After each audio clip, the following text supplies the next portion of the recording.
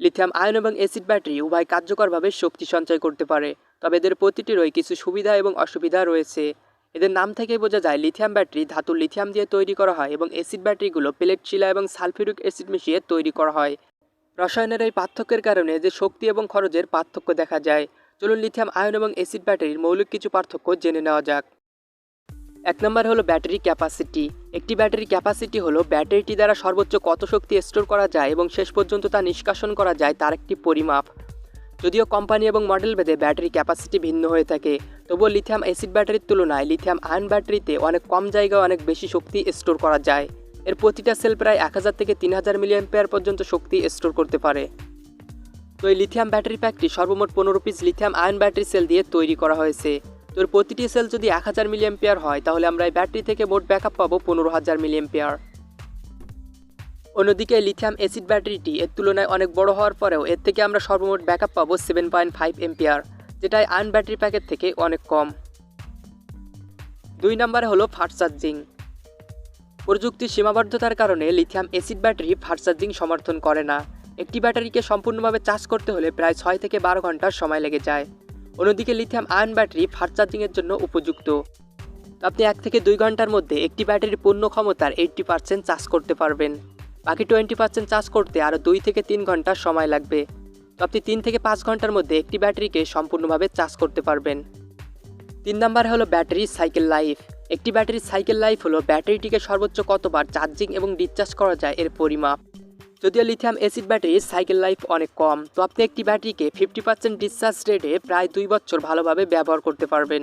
তবে এর প্রতিটি চক্করে যদি 80% বা তার বেশি ডিসচার্জ হয়, তাহলে আপনি 1 বছর ভালোভাবে ব্যাকআপ পাবেন। অন্যদিকে লিথিয়াম আয়ন ব্যাটারির ডিসচার্জ রেট অনেক বেশি।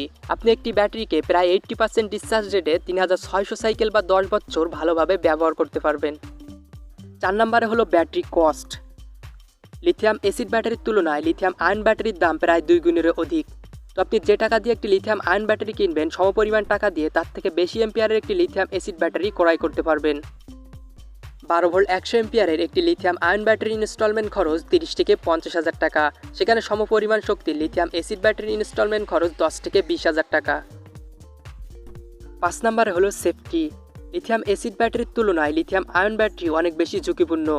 কোনো কারণে যদি ব্যাটারি ওভারচার্জ এবং ওভারহিটিং হয়ে যায়, তাহলে ব্যাটারিটি ব্লাস্ট হতে পারে, যেটা আমাদের জন্য খুবই ক্ষতিকর।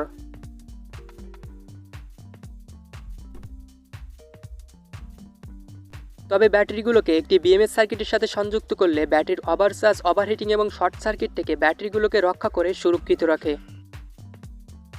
6 নম্বরে হলো ডাই। আপনি যদি একটি লিথিয়াম আয়ন ব্যাটারি প্যাক নেন, তাহলে আপনি এখানে একটি ব্যাটারি নিচ্ছেন না, মূলত অনেকগুলো ব্যাটারি সেলকে সংগ্রহ করছেন। এগুলোকে আপনি প্যারালাল এবং সিরিজ করে আপনার প্রয়োজন মতো বিভিন্ন ভোল্টস এবং এম্পিয়ারের ব্যাটারি প্যাক তৈরি করতে পারবেন।